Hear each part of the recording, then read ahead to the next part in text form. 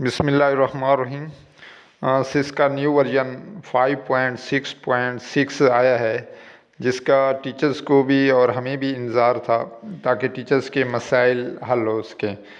जिस तरह HRM पर रेज़ ऑब्जेक्शन आया है, इस पर रेज़ कंसर्न ओब्लिग इश्यूज़ ये आया है क्योंकि पॉलिसी जो ट्रांसफ़र पॉलिसी 2022 और ई ट्रांसफ़र रूल्स 2022 में ई ट्रांसफ़र के अगेंस्ट कैलकुलेशन या किसी किस्म का ऑब्जेक्शन था, उसमें बाकायदा 3-4 दिन दिए गए हैं, जिसमें अगर किसी टीचर को किसी और टीचर के स्कोर या वहाँ पोस्ट STR या किसी वजह से सिस्टम ने उसे उसकी एप्लीकेशन सबमिट कर दी है और STR के मुताबिक नहीं है या उसका स्टे कम है, उसके ख़िलाफ़ टीचर अपील दायर कर सकता है। वो भी ऑनलाइन है, इसी एप्लीकेशन में है।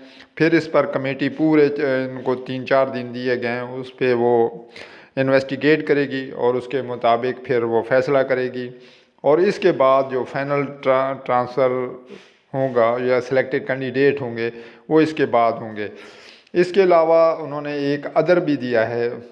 अदर में जो कोई प्रॉब्लम्स हैं सिस के, वो पहले तो मेल करने पड़ते थे, मेल से अब ये नई चीज़ उन्होंने डाल दी है।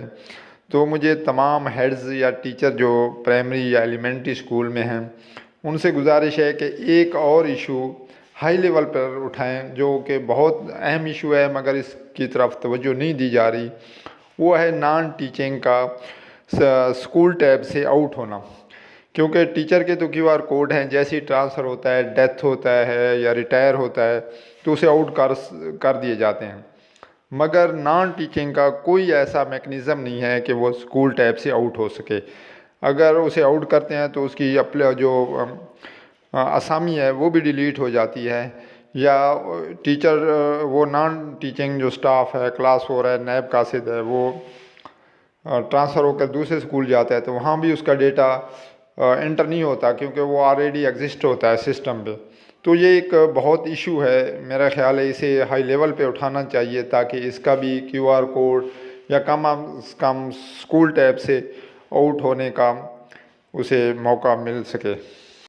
अदर में और भी बहुत सारी चीज़ें ऐड की जा सकती हैं। पोस्ट का मसला है, कोई बंदा रेटिक गलत बैठा है तो वो भी, या स्कूल टाइम में और कोई प्रॉब्लम है तो वो भी इसे शेयर किया जा सकते हैं। टीचर को मैं रिमाइंड करता जाऊं कि कल लास्ट डेट है ACRs भेजने की, अभी तक तौसीह नहीं हुई। मुमकिन है तौसीह हो जाए क्योंकि काफ़ी सारे टीचर्स की ACRs पेंडिंग हैं। कुछ लोग इसलिए नहीं सबमिट कर रहे कि उसकी जो क्वालिफ़िकेशन है वो रिफ़्लेक्ट नहीं हो रही। अगर क्वालिफ़िकेशन रिफ़्लेक्ट नहीं भी हो रही तो ACR का उसके साथ कोई ख़ास ताल्लुक़ नहीं है, क्योंकि जब प्रमोशन होगी तो उसकी अलहदा से ACR या उसकी जो क्वालिफ़िकेशन है डिग्री वो देखी जाती हैं। तो मुमकिन है आगे तौसीह ना हो तो बहरहाल उन्हें सबमिट करनी चाहिए।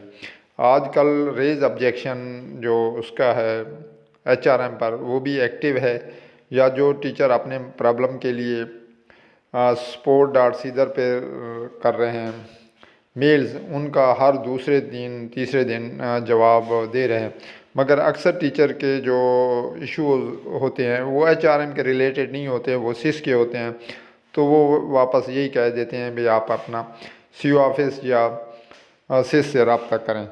तो ये सिस और HRM मुख्तलिफ हैं, वहाँ मुख्तलिफ टीम उसे हैंडल करती हैं। तो पहले जो भी अगर कोई करेक्शन है वो सिस से होनी चाहिए। अगर सिस पे है HRM पर नहीं है तो फिर उसे अपडेशन के लिए ईमेल करनी चाहिए। वीडियो देखने का बहुत शुक्रिया। अल्लाह हाफ़िज़।